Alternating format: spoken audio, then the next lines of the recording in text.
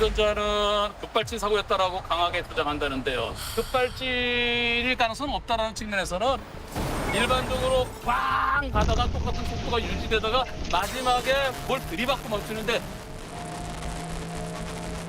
맞아, 보통 우리가 본 거는 이건 차가 통제가 안 되는 게 급발진. 어떻게 자기 스스로 멈췄느냐? 엔진이 아예 다 꺼진 건가? 그렇죠. 어떻게 저렇게 멈출 수가 있지, 그렇지? 왜냐면 스무스하게 마지막에 정지하긴 했거든요. 마지막엔. 저기까지는 시속 100으로 오다가 여기서 갑자기 푹 꺾였다? 근데 뭔가 세게 부딪힌 건 아니다? 하지만 또 전문가들에 의하면은 이 급발진 현상은 하도 워낙 다양한 현상이 많기 때문에 그 사고 날 때는 이게 말을 안 듣다가 나중에 다시 정상으로 다시 회복될 수도 있는 거다. 그래서 뭐라고 촉단할 수 없다라는 또 얘기도 있습니다. 그럴 수도 있지. 부딪히면서, 그렇죠. 어렵다. 여기서 가장 큰 문제가 브레이크가 딱딱해져서 안 밟혔다고 주장하는데 브레이크를 밟았으면 뒤에 뭔가가 브레이크 등이 켜졌어야 되는 거 아니냐. 근데 아무리 봐도 브레이크 등은 안 보인다. 브레이크 등처럼 보인다 하더라도 그거 자세히 보면은 그것은 빛이 반사된 것으로 보이고 브레이크 등으로 보이지 않는다. 이런 결론이에요. 근데 물론 본인은 브레이크 미친 듯이 밟았는데 브레이크 안 들어왔다. 급발진이다. 그렇게 주장했는데 나중에 페달 블랙박스를 확인해 보니까 미친 듯이 가속 페달 밟은 그런 영상도 있어요. 최근 택시. 예, 지난번에 예. 뉴스에 한번 나왔었죠? 네네. 지난해 서울 이태원에서 20년 베테랑 택시기사가 급발진을 주장하는 사고가 있었습니다. 발을 뗐다가 다시 힘껏 페달을 밟는데 이번에도 엑셀입니다. 엑셀과 브레이크를 착각하는 전형적인 페달 오인 사고였던 겁니다. 이 페달 블랙박스가 있으면 명확해지는 거죠. 뭘 밟았는지. 근데 사고 차량은 그게 없습니다. 예전에 우리 이 차가 미쳤어, 이 차가 미쳤어 기억나시나요? 네. 우리 초기 했었죠. 예. 차가 네. 미쳤어.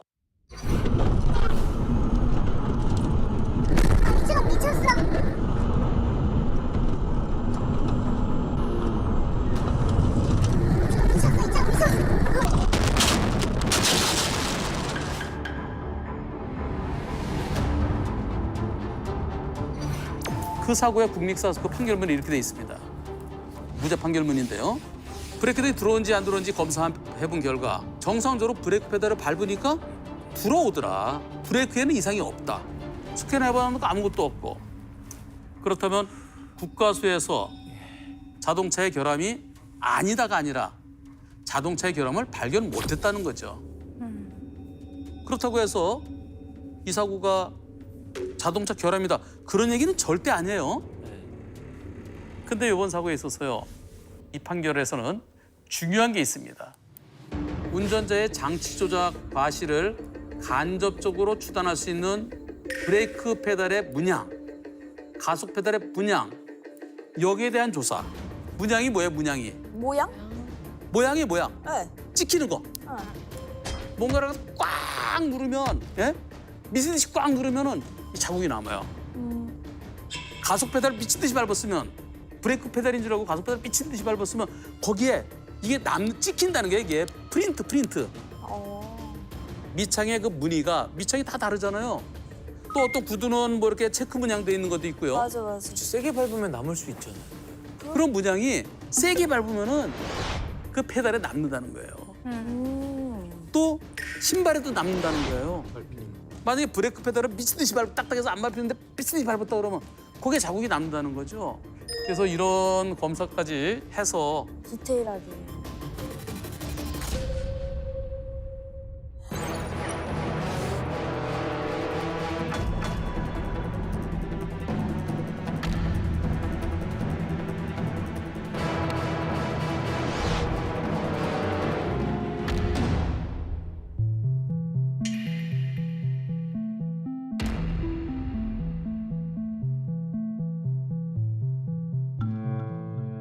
다만 우리는 전문가들께 의견을 여쭤볼 수는 있습니다.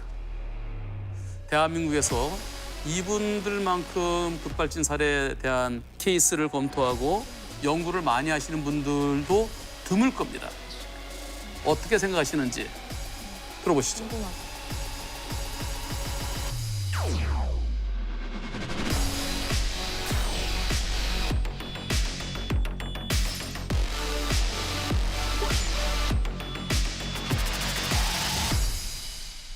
사실 현재로서 자료가 영상밖에 없잖아요. 제가 이 차의 그동안의 영상을 여러 영상 보고 운전자 진술 또 증언자의 진술 봤을 때 저는 이제 운전자 과실은 30, 자동차 결함 70% 보는 이유는 제가 현장의 블랙박스라든가 운전하는 여러 가지 형태를 봤을 때는 자동차 급발진의 가능성이 좀 꽤나 있구나라는 생각은 하게 됐습니다. 크게 이제 급발진이라고 보는 이유가 70% 보는 이유가 여기에요. 일단 굉음이 났다. 소리가 옆에 증언자 수는 와 굉음이 났다고 합니다. 그리고 엄청난 속도로 갔어요. 다른 차와 다르게 브레이크 시스템 자체가 달라요. 긴급 제동 장치가 있는 시스템이에요. 아 그래? 사람이 발견 못한 걸 자동차가 감시를 해서 긴급으로 차를 세우는 장치예요. 아 진짜? 그래서 예전의 차들은 운전자가 브레이크 밟아야만이 차를 세울 수 있었는데 이 긴급 제동 장치가 있는 차는 운전자가 설령 발견 못했으면 자동차가 발견해서 그 알고리즘에서 자동차가 세우는 장치가 있는 거예요. 사람을 발견하고도 그냥 제동이 멈추지 않았다. 그 당시에 문제가 많았고 리콜을 22만 8천 대를 했어요. 그중에 이 차도 한 대 껴있는 거고 리콜을 이미 받았더라고요. 뭐야? 이게 2번이나 작동 안 했잖아요. 사람을 받을 때도 차를 받을 때도. 멈춰야지. 삑하고 멈출 텐데.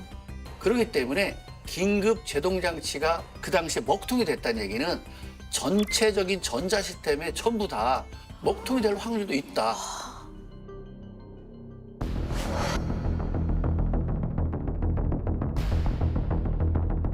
EDR의 신뢰성의 문제가 좀 많이 있죠.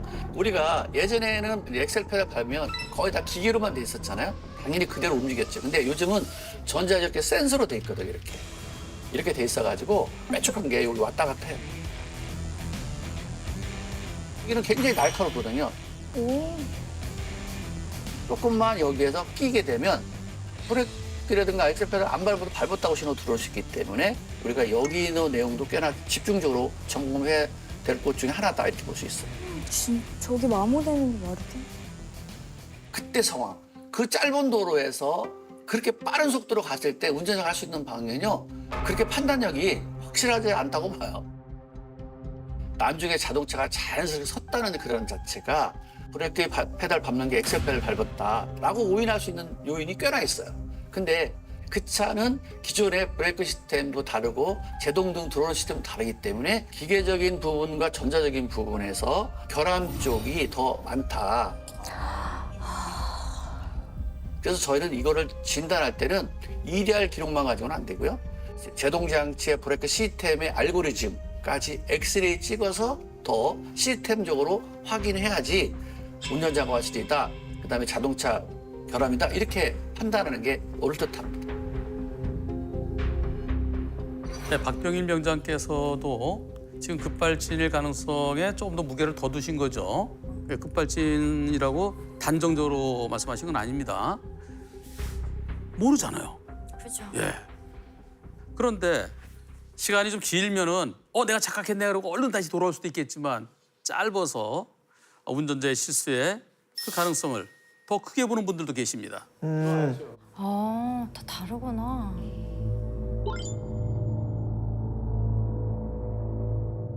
이번 사건은 좀 복합적인 부분이 작용했을 가능성이 좀 있습니다. 운전자가 급발진을 주장을 하고 있지만은 이렇게 5, 6초 이내로 짧게 끝나는 경우에는 입증할 수 있는 증거가 거의 희박하다고 볼 수가 있어요. 또 실제로 이렇게 급발진을 주장하는 사건 중에서 상당 부분이 운전자가 일종의 면피 기능으로 급발진이라 하고 얘기하는 경우도 많다는 겁니다. 실제로 본인이 가속 페달 밟았는지 브레이크를 밟았는지 패닉 상태이기 때문에 아무 기억이 안 나는 경우가 상당수의 사건인데 그 경우에 일단은 급발진이라 하고 얘기하는 부분들이 10건 중에서 9건이라고 판단되고 있고 급발진을 확인할 수 있는 증거 자료가 거의 희박하기 때문에 본인의 실수의 가능성이 굉장히 크지 않나 이렇게 판단할 수가 있고요.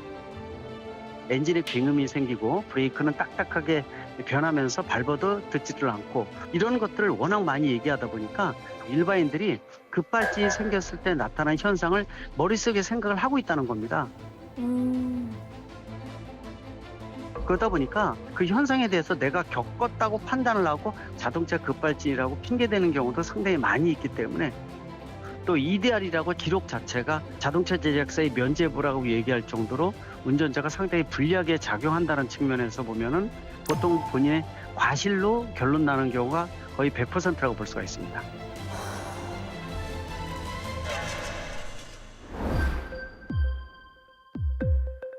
그래서 사실 급발진의 가능성이 굉장히 적지만은 100% 아니라고 배제할 수는 없다고 말씀드릴 수가 있는 겁니다. 실질적으로 급발진이 발생을 안 하다가 어떤 장애물에 부닥치면서 급발진이 갑자기 생긴 사례도 여러 건 있고 반대되는 경우도 있다는 거죠. 이번 같은 경우에 만약에 급발진이었다 그러면은 후자에 해당되는 경우이기 때문에 이것도 급발진이 아니라고 얘기할 수는 없어서